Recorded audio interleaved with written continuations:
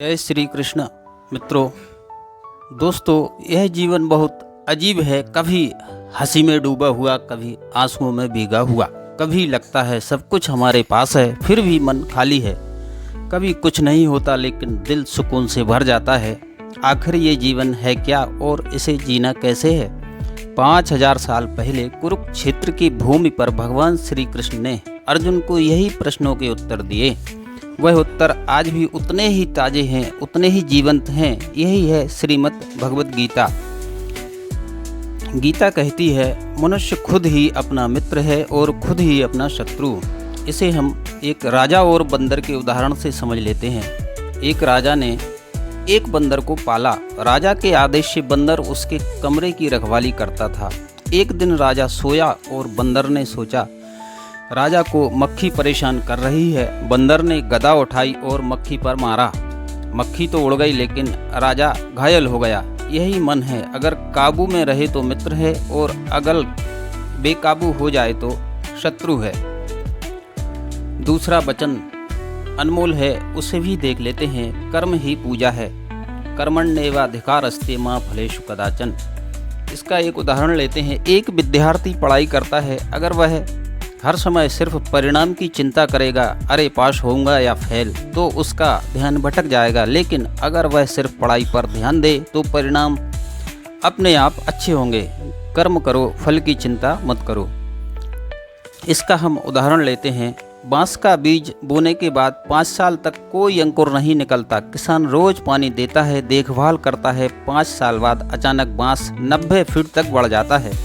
कर्म का फल मित्रों तुरंत नहीं दिखता, लेकिन सही समय पर जरूर मिलता है। सुख दुख आते जाते रहते हैं। भगवान कहते हैं, जैसे सर्दी गर्मी आती जाती रहती है, वैसे ही सुख दुख भी आते जाते रहते हैं। इसका एक उदाहरण है गांव का।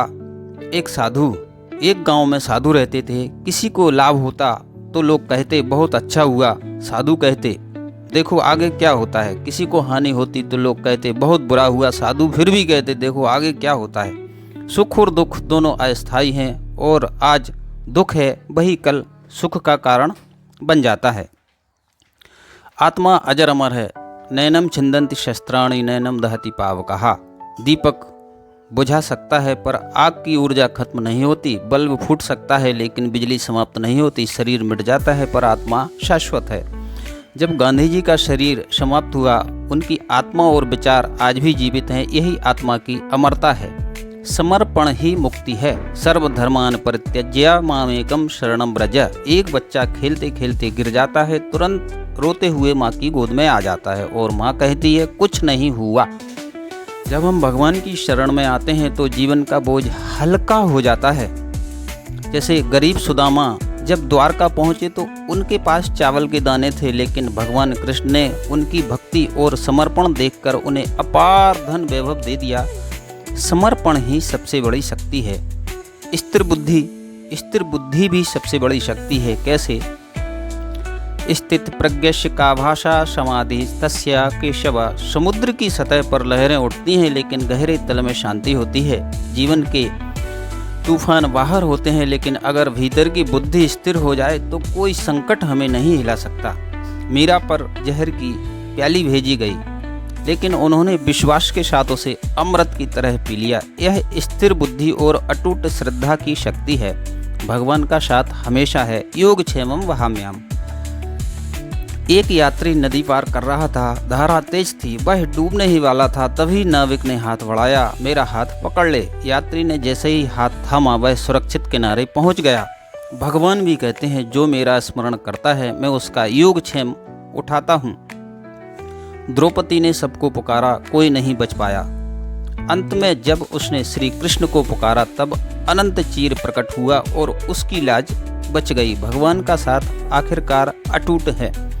गीता केवल अर्जुन के लिए नहीं है मित्रों। गीता हर उस इंसान के लिए है जो कठिनाइयों से जूझ रहा है, जो मोह माया में फंसा है, जो अपने ही मन से हार रहा है। भगवान कृष्ण का संदेश है, डरो मत, मैं तुम्हारे साथ हूँ। उठो जागो और डट कर कर्म करो। दोस्तों, श्रीमद् भगवद गीता कोई साधारण किताब नहीं, यह जीवन जीने की कला है। इसे पढ़ लो, समझ लो और अपने जीवन में उतार लो, तब देखोगे दुख छोटे लगेंगे, समस्याएं हल्की लगेंगी और जीवन आनंदमय हो जाएगा। क्योंकि जब आत्मा जाग जाती है और भगवान का साथ मिल जाता है, तब कोई शक्ति आपको रोक नहीं सकती। गीता का सार यही है, कर्म करो, फल की चिंता मत करो, मन को वश में रखो, आत्मा को पहचानो और सबसे बढ़कर भगवान की शरण में आओ। यही जीवन की सबसे बड़ी सफलता है।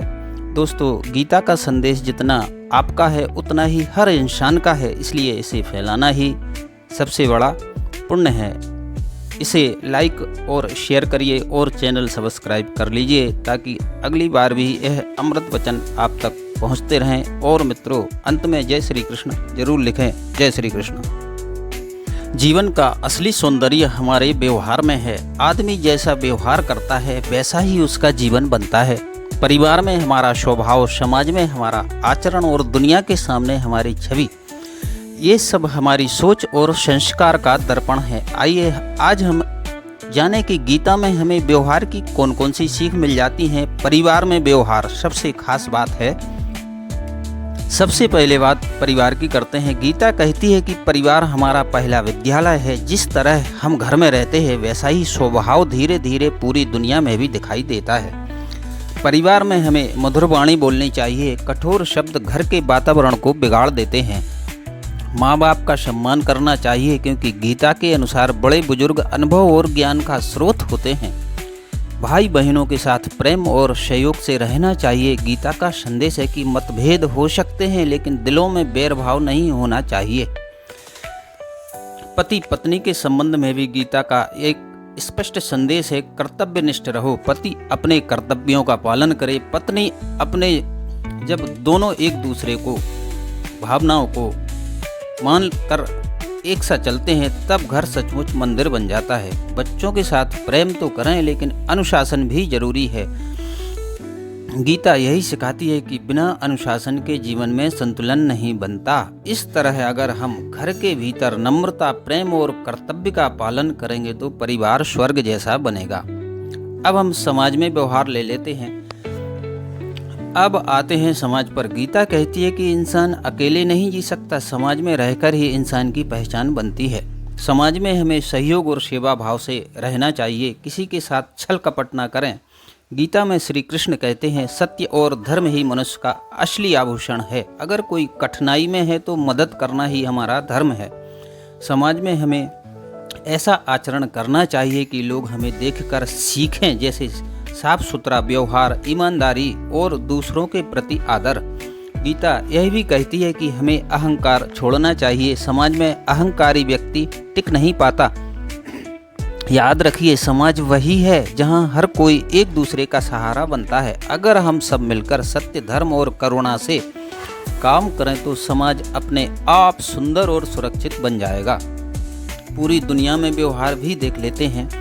अब तीसरी बात है, पूरी दुनिया में व्यवहार को स्थापित कैसे करें। गीता का सबसे बड़ा संदेश है वसुधैव कुटुम्बकम, यानी पूरी धरती एक परिवार है। हमें जाति, धर्म, भाषा, रंग या देश के आधार पर भेदभाव नहीं करना चाहिए।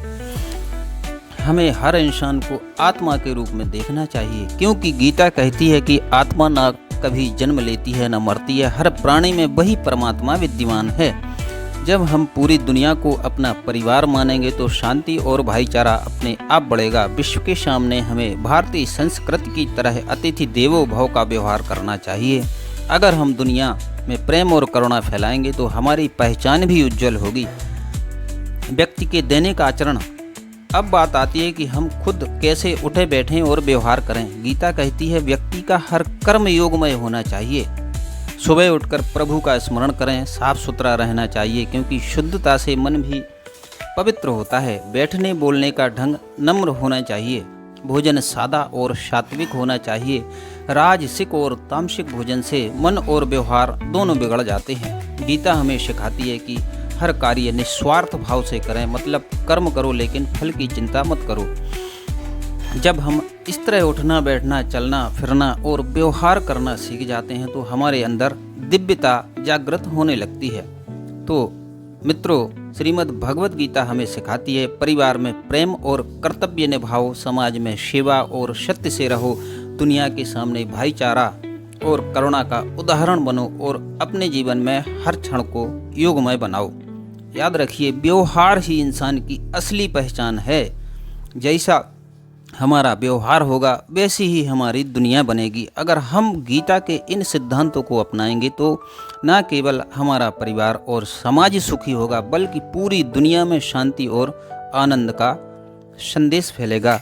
जय श्री कृष्ण।